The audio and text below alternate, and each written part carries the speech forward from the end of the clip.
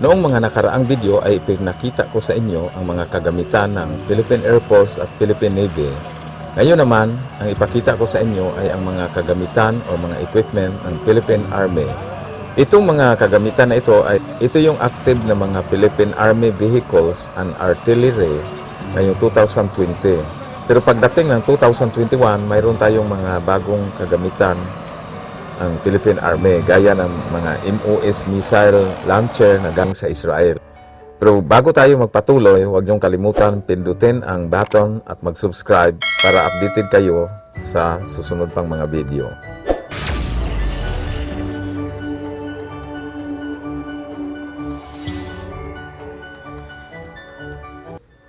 Ngayon, punta tayo sa number 1. Ang number 1 ay itong tinatawag na Albis FV-101 Scorpion.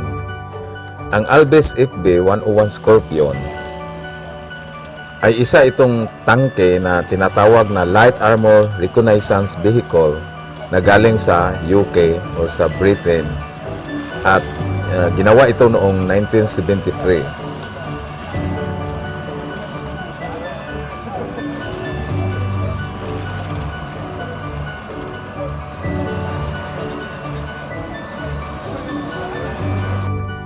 Ang pangalawa naman ay itong tinatawag na Albis FV Samaritan.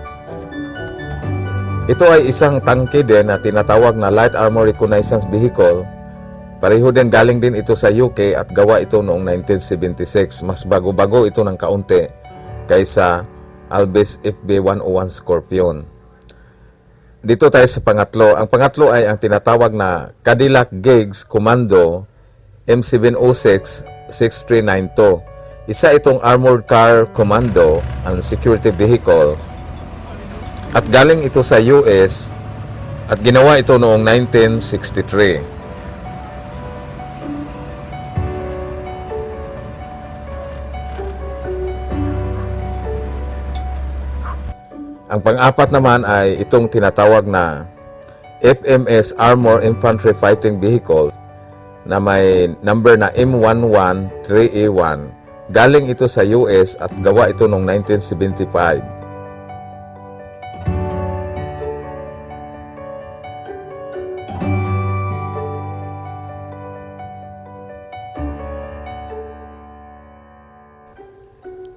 Ang panglima naman ay itong tinatawag na FNSS ECB-15. Isa din itong tangke na tinatawag na Infantry Fighting Vehicles or IFV. Isa din itong Armor Personnel Carrier, so yung tinatawag na EPC. Galing ito sa Turkey pero ang origin nito galing ito sa US at ginawa ito noong 1992, so mas bago-bago ito ng kaunti.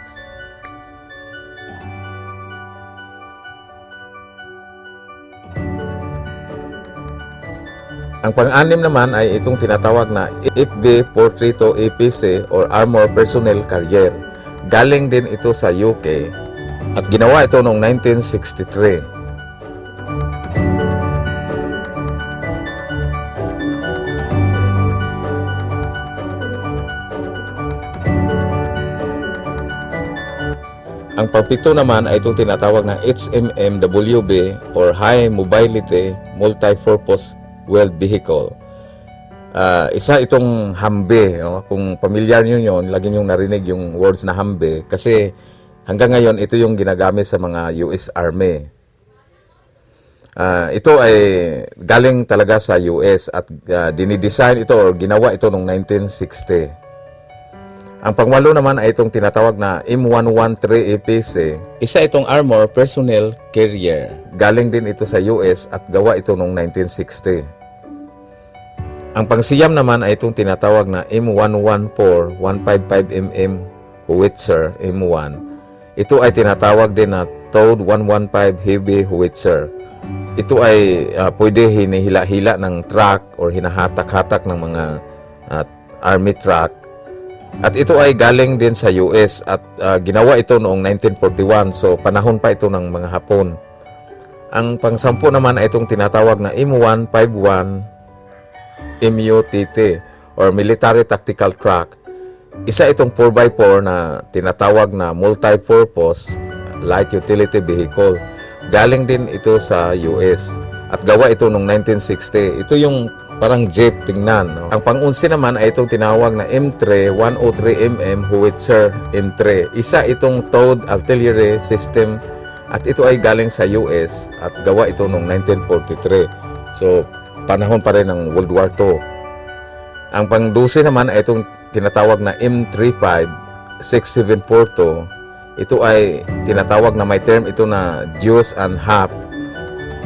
Ay isa itong multi-purpose medium class military truck na makikita mo palagi ito yung mga sinasakyan ng mga army. Galing din ito sa US at gawa ito noong 1951.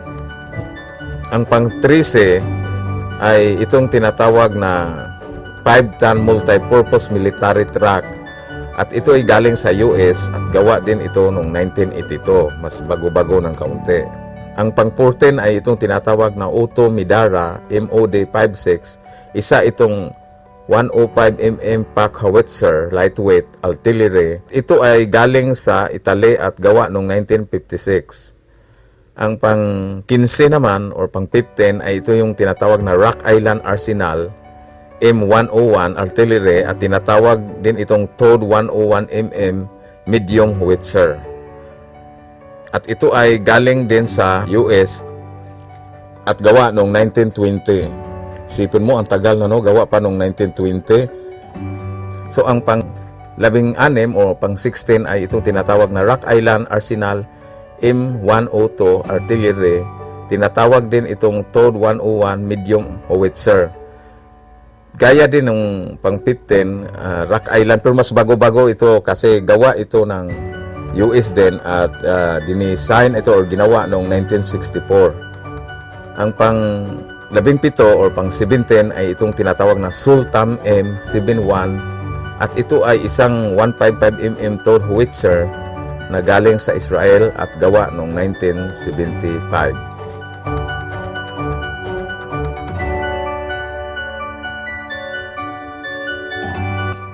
Alam nyo, kahit itong mga howitzer na ito o mga kanyon ay panahon pa ng Hapon at yung iba nga ay 1920 pa ginawa, ay pareho lang ito sa mga moderno at mga high-tech na mga missiles or mga kanyon.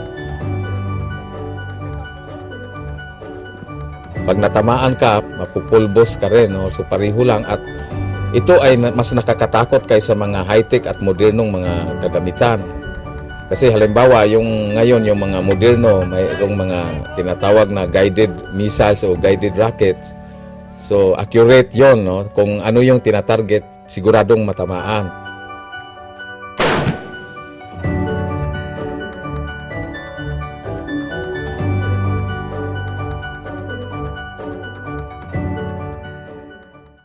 Pero itong mga lumang mga kanyon, patsambahan ito, no? Hindi mo malaman kung saan babagsak ang bala. Yun yung mas nakakatakot. Hindi mo malaman kung saan ka tatakbo. Kaya nga epektibo ito sa hulo nung ginagamit sa Mindanao. Kasi hindi malaman ng mga kalaban kung saan sila tatakbo. Kasi pag tatakbo ka, doon ka palang matamaan. So, yun yung nagdala ng delikado noon. So, hanggang sa susunod, maraming salamat.